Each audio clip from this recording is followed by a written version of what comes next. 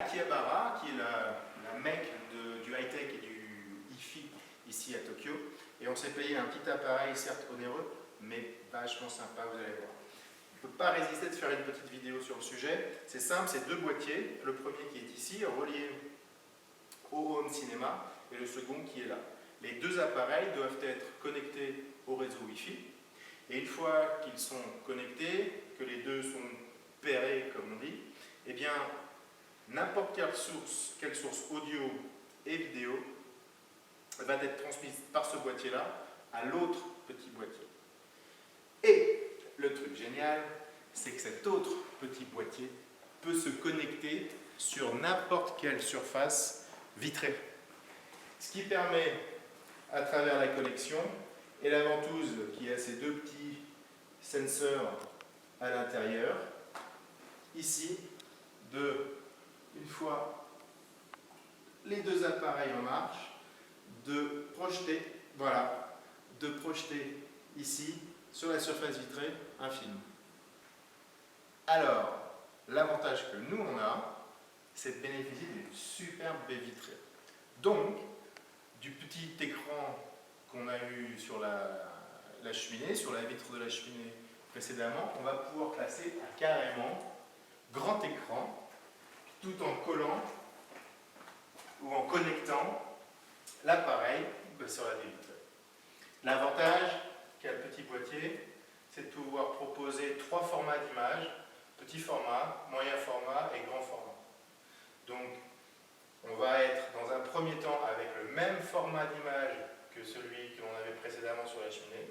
Je vais aller appuyer sur le bouton grand format et là, le film devrait passer plein écran, pleine taille. Même procédure, je colle la ventouse.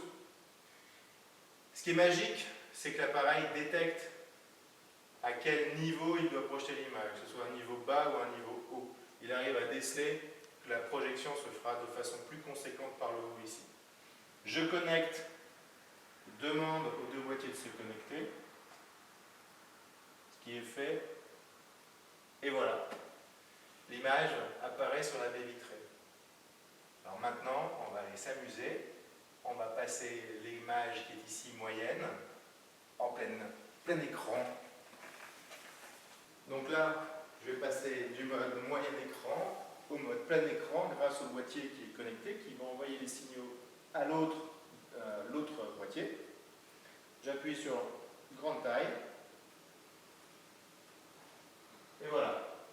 Voilà, on est en format plein écran, donc grand écran, pas plein écran, grand écran, sur la baie vitrée. Et le truc sympa,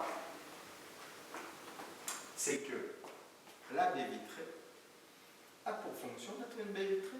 Donc, elle est translucide ou transparente. Donc, de l'autre côté, les gens qui sont à l'extérieur vont pouvoir aussi bénéficier du film, sans le son, mais ils vont bénéficier du film. Venez jeter un coup d'œil.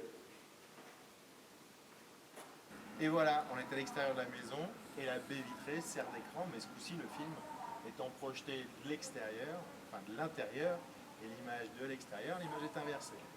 Voilà, donc on peut s'amuser à projeter un grand film, je sors les baffes et je fais profiter tout le voisinage de mes vidéos en français. Top! Alors là, on est en fonction grande taille ou en mode grande taille. Maintenant, on va passer en mode petite taille. Donc c'est simple, à partir du moment où la ventouse est retirée, plus d'image. On va passer sur un format petit. Donc je vais juste indiquer au boîtier que je veux passer en petite taille.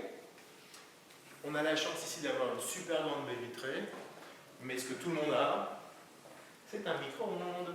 Donc voilà, très simple, micro-ondes tout bête. Je pose le boîtier à côté, je connecte ma ventouse. Et voilà, on est en mode petite taille, et donc n'importe quelle surface vitrée permet de recevoir l'image.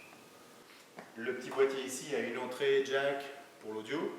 Donc si je veux monter à l'étage, projeter sur ma vitre, ou projeter sur une autre surface vitrée, je peux lui adjoindre soit des écouteurs, soit un petit set de haut-parleurs indépendants et je vais pouvoir bénéficier du son à partir du moment où je suis toujours dans le même réseau Wi-Fi. C'est pas top ça? C'est un peu cher, à environ 300 €, mais bon, après Noël, ça vaut quand même le coup de se faire des petits cadeaux.